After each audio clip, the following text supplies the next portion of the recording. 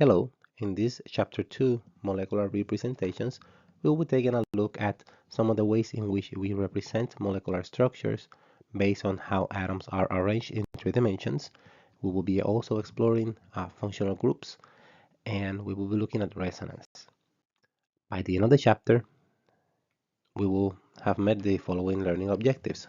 Convert molecular representations from one drawing style to another, including Lewis structures, partially condensed structures, and molecular formulas. We will also demonstrate how to read and draw bond-line structures by converting other styles of molecular representation into bond-line structures and vice versa. Using wedges and dashes, we will demonstrate how to indicate three-dimensional molecular structure, identifying and illustrating common functional groups, identifying and describing certain relationships based on number of bonds, number of lone pairs, and formal charge for oxygen and nitrogen atoms, identify formal charge in carbon atoms, define the term resonance, including a description of the relationship between resonance and molecular orbital, demonstrate the use of curved arrows, draw resonance structures, identify resonance structures, distinguish between significant and insignificant resonance structures, and define or describe how the resonance of specific structures is determined. Drawing resonant hybrids using partial bonds and distinguishing between localized and delocalized lone pairs.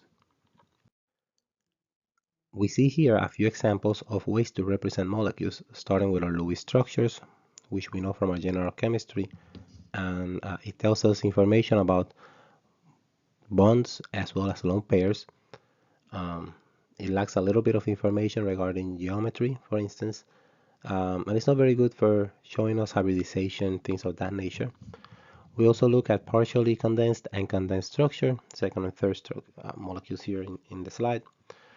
Partially condensed tells us a little bit about bonding and lone pairs. Condensed doesn't give us any of that information. It does, however, gives us the order of atoms and it tells us a little bit about where each atom is bound. Last image that you see to the far right will be the bond line drawing. And as you can see, that is the most condensed of all of the systems or models that we have. They're based on a number of assumptions, such as carbon will form 4 bonds, oxygen will have 2 lone pairs, and these are things that it is assumed that the reader knows all this information when you look at the bond line drawing, as opposed to the Lewis where nothing is assumed except for the octet rule. For that, and in order to choose which of these structures or models you're going to follow, you need to consider what information is necessary to accurately describe a molecule and which representations are easiest to draw, which ones give you more information about the molecule, which ones do you need in the context with which you are working.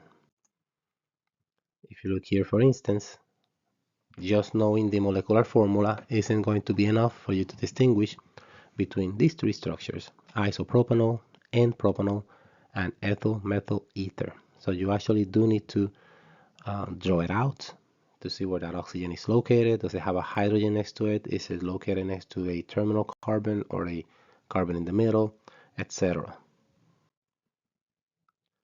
Now, looking at Lewis structure versus a condensed structure, you need to be able to go from Lewis or condensed all the way to a bond line structure. And for that, there's a number of rules that we can most certainly follow to arrive at the correct answer every time. If you look at the Lewis structure on the left, we have 4 carbon atoms, and this will be the corresponding bond line structure. We will have 1 carbon atom here, another carbon atom, 3 carbon atoms, and then lastly the 4th carbon atom. And the idea here is that every time you have an end or an angle like this, you assume that you have a carbon atom there, and you also assume that carbon is able to form 4 bonds under normal conditions. So that means that here on this end, you have a bond between this carbon and this carbon. In order to have 4 bonds, you need 3 more. So we assume that everything else is bound to hydrogen. So here you will have 3 hydrogens. Here in the second carbon atom, you have 2 bonds that are carbon-carbon. So you would naturally have 2 hydrogens. 2 hydrogens here and 3 hydrogens here. That will be the assumption that we make when we are doing bond line drawings. A couple other things that we need to take into account. If you look at rule number 2, when drawing double bonds, we draw all the bonds as far apart as possible. For this one, Vesper is actually very useful. If you look at the structure to the left, it looks a lot like the trigonal planar structure that we determined in chapter 1.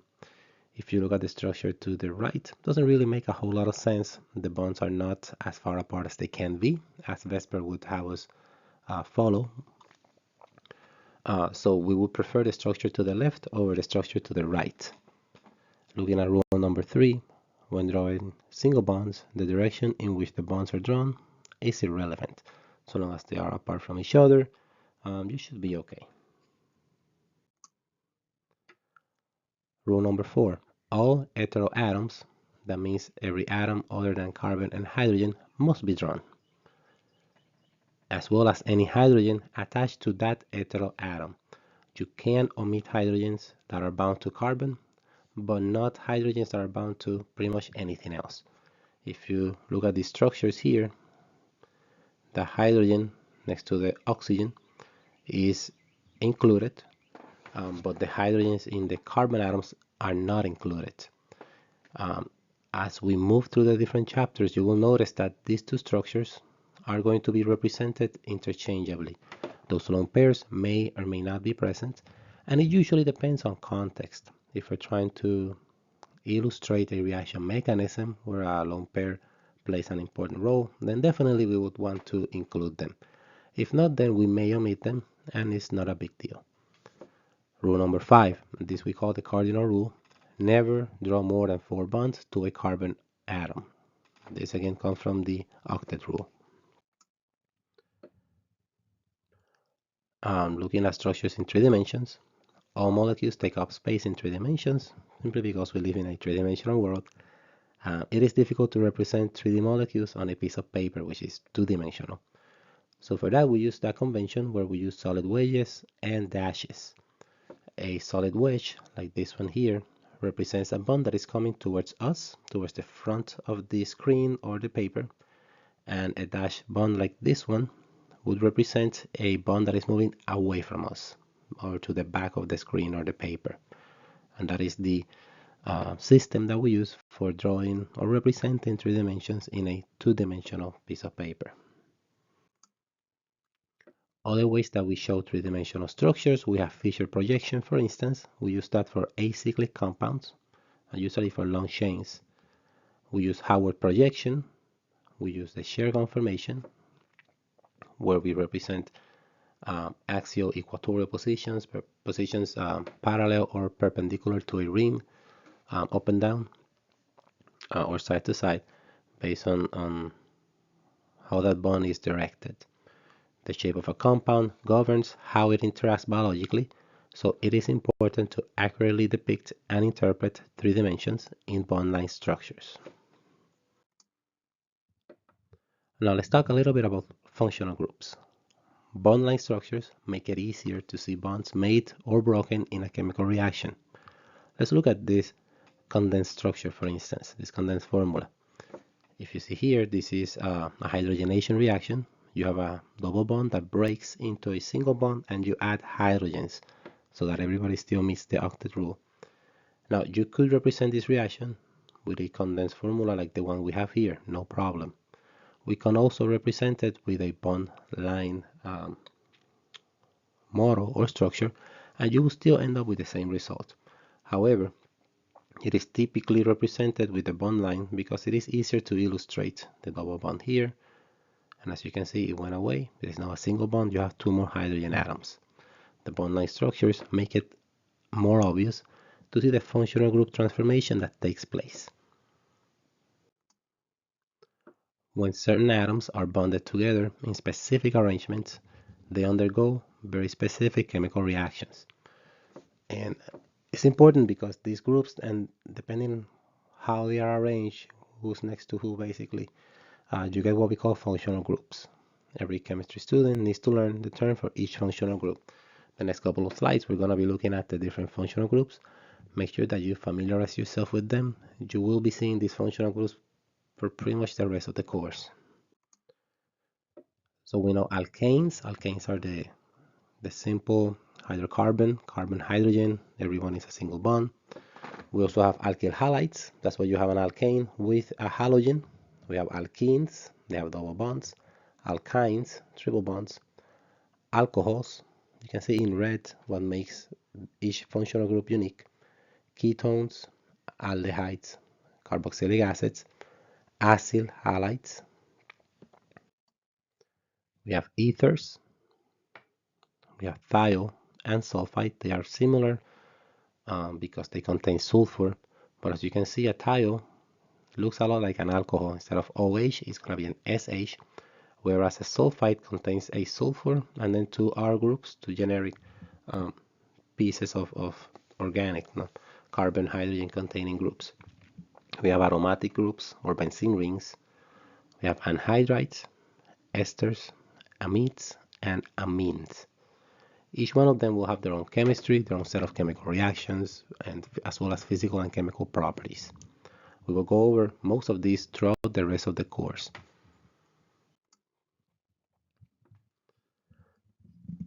Now, when we identify lone pairs, there's a couple of things that we need to take into account. Of great importance is looking at the formal charge associated with any atom containing lone pairs. When we look at formal charges, we have to include them. Formal charges must be drawn always, but drawing lone pairs is optional and they are often not included, which is okay because we're assuming that from our general chemistry we know the valence of every atom that we are studying in this course. So oxygen, for instance, has a valence of 6. If it has 7 electrons, you can assume that there is an excess of 1 with a charge that is a -1. By knowing the formal charge, the presence or absence of lone pairs is implied. Oxygen in this example is in the 6th group of the periodic table in its 6 valence electrons, so an oxygen anion would have 7, like the one we have here. The negatively charged oxygen has 1 bond, so it must have 6 unshared electrons to total 7. Oxygen has 3 possible bonding patterns, and you will see these patterns repeat throughout the different chapters that we undergo in the course. Oxygen will have a -1, it can have a neutral, or it can have a +1. It really depends on context. No? Obviously, a neutral atom is always going to be more stable than something with a plus or a minus. However, you will see negative charges and positive charges, and many times where you see that they're intermediates, they're species that are taking part in a chemical process. The same is true for nitrogen. The formal charge of a nitrogen atom can be calculated in the same way or by matching its bonding pattern with its formal charge. So by now, you're probably seeing some patterns emerge, and this is important because a lot of what we see in organic chemistry can be broken down or simplified to pattern recognition. Nitrogen will form 3 bonds, have a lone pair. Anything outside of that, you can start suspecting